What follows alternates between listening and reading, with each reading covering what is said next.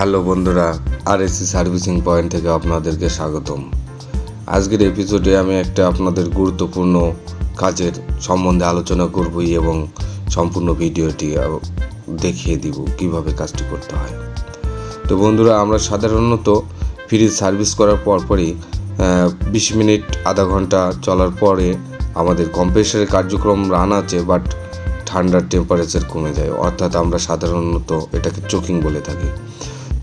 চোকিং মূলত আমাদের হয়ে থাকে কনডেন্সার বা ইভাপোরেটরের ভিতরে ময়শ্চারাইজার থাকার কারণে, এবং এই কনডেন্সার বা ইভাপোরেটর ময়শ্চারাইজার ভ্যাকুমের মাধ্যমে না সম্পূর্ণভাবে বের করার কারণে চোকিং হয়ে থাকে।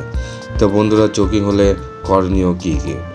তো সর্বপ্রথম আমাদের কম্প্রেসার থেকে কনডেন্সার এবং চেম্বার বা ইভাপোরেটর খুলে নিতে হবে, পাইপগুলা। তো তারপরে আপনারা করবেন কি, কনডেন্সারের এক মাথাতে একটা প্রসেস টিউব লাগিয়ে নেবেন, অন্য মাথাতে যেখানে ফিল্টার থেকে থাকে ওই প্রান্তেও একটা প্রসেস টিউব লাগিয়ে নেবেন। দ্বিতীয় করণীয়, যে ইভাপোরেটর বা চেম্বার একটা মাথাতে সেম করে প্রসেস টিউব লাগিয়ে নেবেন এবং ক্যাপিলারিতেও প্রসেস টিউব লাগিয়ে নেবেন। তো আমরা কনডেন্সারের এক প্রান্তে থেকে ভ্যাকুম করে অন্য প্রান্ত দিয়ে একটু 1000 ভিতরে প্রবেশ করিয়ে আমরা যে দিক থেকে 1000 আমরা প্রবেশ করাবো সেই সাইড থেকেই আমাদের ফ্লাশ দিয়ে অন্য সাইড থেকে বের করে দিতে হবে। এমন 2 থেকে 3 বার করবেন।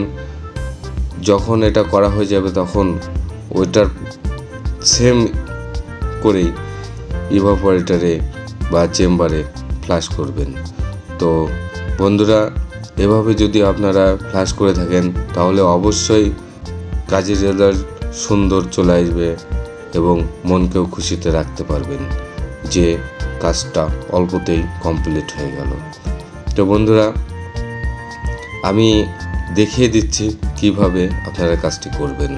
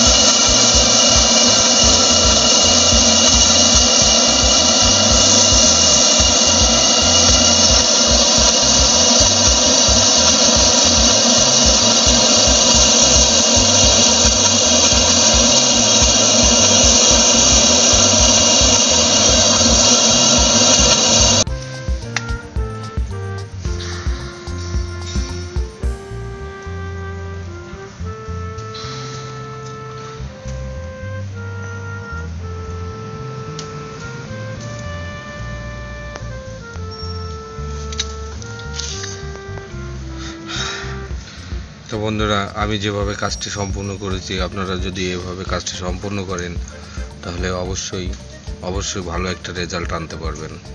তো বন্ধুরা, আমার চ্যানেলটি যদি সাবস্ক্রাইব করা না থাকে তাহলে অবশ্যই আমার চ্যানেলটি সাবস্ক্রাইব করে পাশে থাকা বেল আইকন বাটনটি টাইপ করে দেবেন। আমার ভিডিওটি সম্পূর্ণ দেখার জন্য আপনাদেরকে ধন্যবাদ। ভালো থাকেন, সুস্থ থাকেন। আল্লাহ হাফেজ।